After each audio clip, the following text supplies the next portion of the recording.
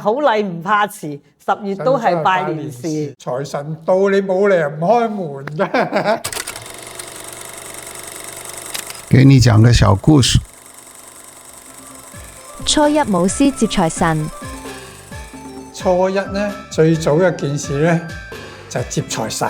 有陣時咧，我啲細路仔啊，或者有啲乞衣仔啊，咩就會拍你門啊，財神到咁啊！佢咧就俾張紅紙你，上面咧或者印住個財神啊，或者寫住財神到咁幾個字㗎嚇。財神到你冇理由唔開門㗎，肯定開門就肯定俾封大啲嘅利是俾佢，咪好歡喜咯啲細路仔啊嚇！亦都有啲唱龍舟嗰啲啊嚇。有陣時咧，好多人咧屋企咧就吊住啲生菜啊，嗰度咧就叫採青啲舞獅去到嗰度咧，就去嗰度採嘅。尤其啲商戶、商家有錢嘅，嗰條繩咧一路綁住啲銀紙，綁到上去頂嘅。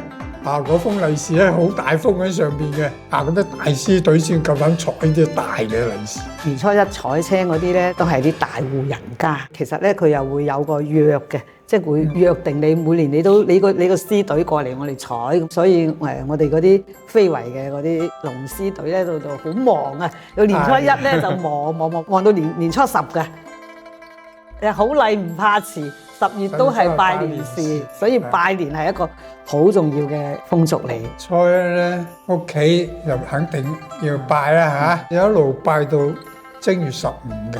所以一般咧，即係我去拜年咧，一般都係去長輩，就好少話去即係朋友啊嗰啲係好少嘅，因為朋友又會去長輩嗰度拜年，你去都冇用。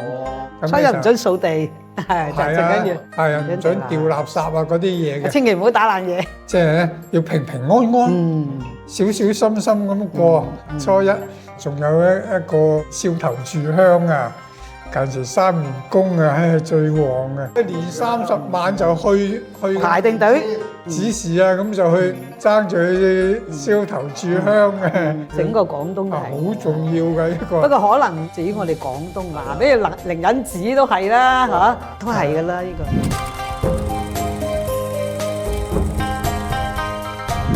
一段小故事，一個大時代。